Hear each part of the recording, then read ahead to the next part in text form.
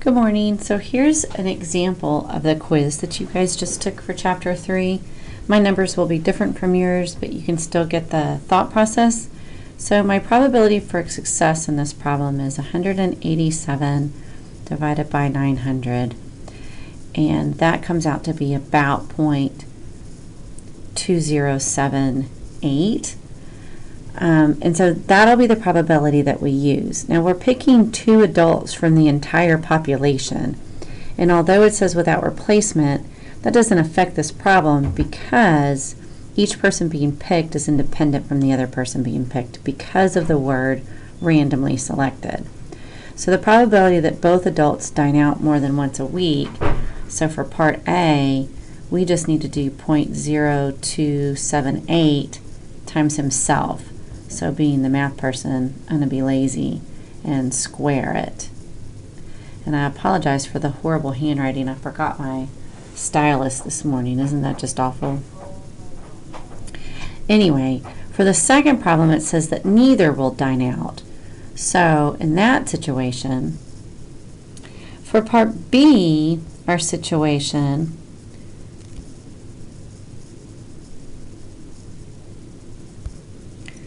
for part B, my situation is that I don't want either one of them to dine out. So I would do 1 minus the 0.2078 so that I get 0.7922.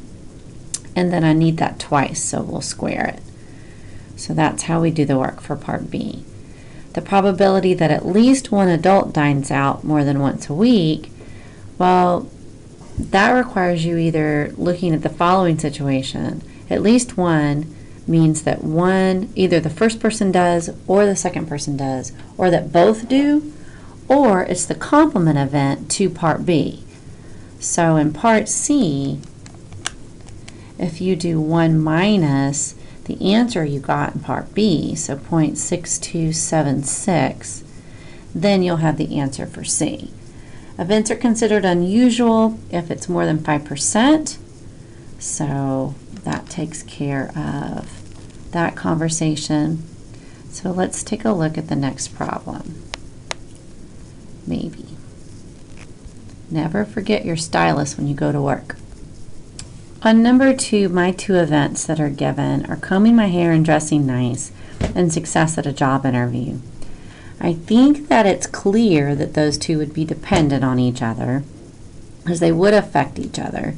And so the question is, which answer is it? Is it A or B? And so if it's dependent, then they do affect the probability of each other. So the answer choice should be A. Whoa, sorry, I hope I didn't make your head spin. On number 3, during a 52-week period, a company paid overtime wages for 17 weeks and hired temporary help for 9 weeks. During 4 weeks, the company paid overtime and hired temporary help. Can you say that the following is mutually exclusive? Selecting a week that contained overtime wages and selecting a week that contained temporary help wages. Well, you had 17 weeks where they paid overtime and temporary help for 9 weeks. And during 4 weeks, they did both.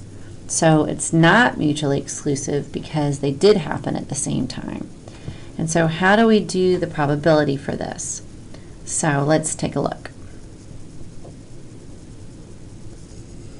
Okay, so the probability of A or B happening is the probability that A happens plus the probability that B happens minus the probability that both happen.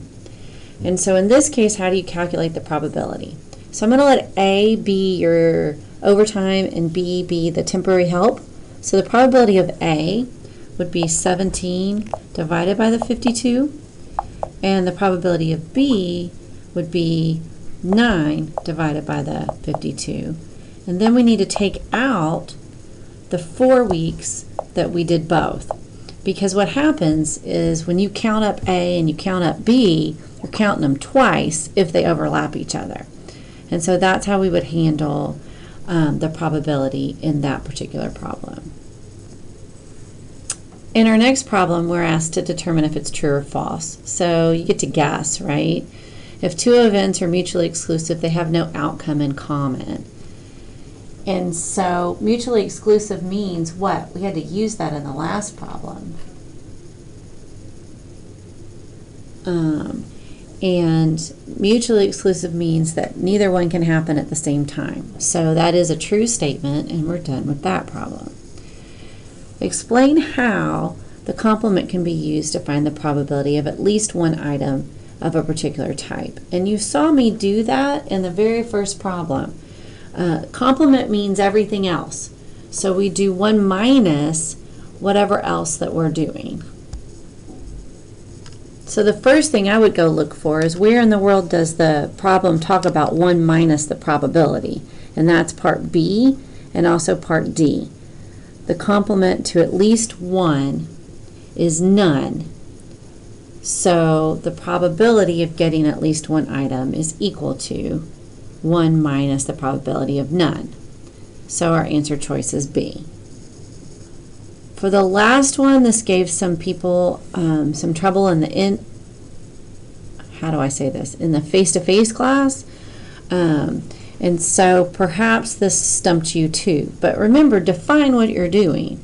So, for example, the probability of surviving is 0.9. And the probability that you survive, let me say it the other way.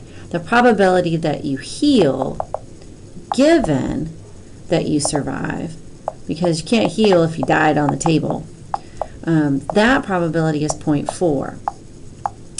Then we're asked to find the probability that A and B happen at the same time, so that you survive the surgery and you also heal. So from our formulas, we know that's the probability of A times the probability of B, given that A has happened. So you have both of those pieces of information. The probability that you survive is 0.9, and the probability that you heal, given you survived, is 0.4. And you can calculate the probability here. Sorry that took so long. It shouldn't have taken me 7 minutes to talk about all of that. But that's what I get for leaving my stylus at home. And I even set it out on the counter to bring it. Silly Miss May. Have a great day.